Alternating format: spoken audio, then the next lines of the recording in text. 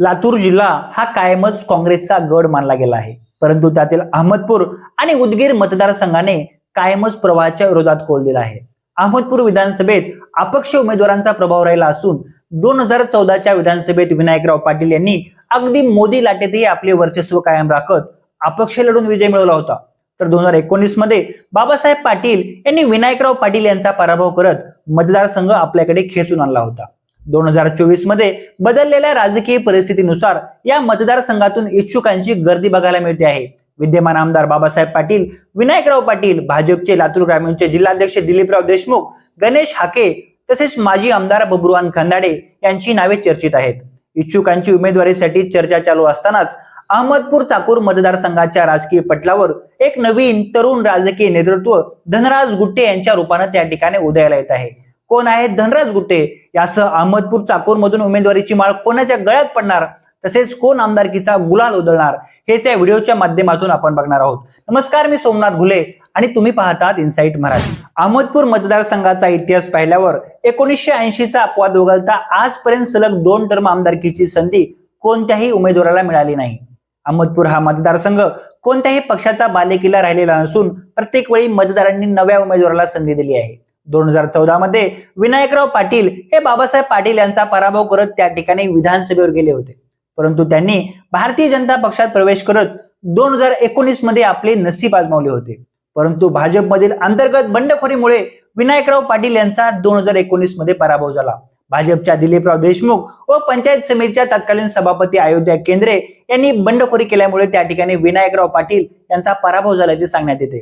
2019 मध्ये बाबासाहेब पाटील निवडून आल्यानंतर मतदारसंघातील शेतकऱ्यांचे प्रश्न सोडवण्यात त्यांना त्या ठिकाणी अपयश आल्याचे सांगितले जाते. 2019 पासून अहमदपूर मतदारसंघातील शेतकऱ्यांना पीक विमा अनुदान मिळाले नसल्याने शेतकरी वर्गाची नाराजी ही बाबासाहेब पाटील यांच्यावर असल्याची बघायला मिळते आहे. तर बदललेल्या राजकीय परिस्थितीचा अंदाज घेता विनायकराव पाटील यांनी तुतारी हातात घेतली आहे. सध्याच्या राजकीय परिस्थितीचा अंदाज घेता सेटिंग गेटिंग फॉर्म्युल्यानुसार ही जागा महायुतीत अजित पवार यांच्या गटाला सुटू शकते, परंतु त्यामुळे भाजपचे इच्छुक उमेदवार दिलीपराव देशमुख, गणेश हाके, बबरूवान खंदाडे, धनराज गुट्टे हे अपक्ष किंवा इतर पर्यायांचा त्या ठिकाणी विचार करू शकतात. धनराज गुट्टे हे भाजप युवा मोर्चाचे प्रदेशाध्यक्ष असून नुकतीच त्यांची वाशिम जिल्ह्याच्या प्रभारीपदी निवड झाली आहे.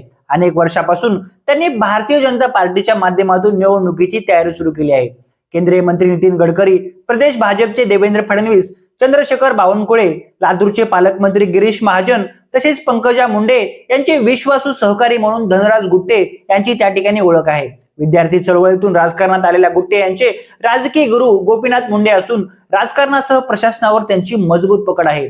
वंजारी युवक संघटनेचे संस्थापक अध्यक्ष असलेल्या धनराज गुट्टे यांनी विविध आंदोलनाच्या माध्यमातून सर्व समाज घटकांना सोबत घेऊन जाण्याचे काम केले आहे. 1995 मध्ये भगवानराव नागरगोजे हे भारतीय जनता पार्टीकडून आमदार म्हणून निवडून गेले होते. अगदी त्याच प्रकारे जातीय समीकरणे लक्षात घेता धनराज गुट्टे यांचंही पारडं त्या ठिकाणी जड मानलं जात आहे. महाराष्ट्रातील बदललेल्या राजकीय सामाजिक समीकरणांमुळे निवडणुकीत खऱ्या अर्थानं रंगत येणार आहे.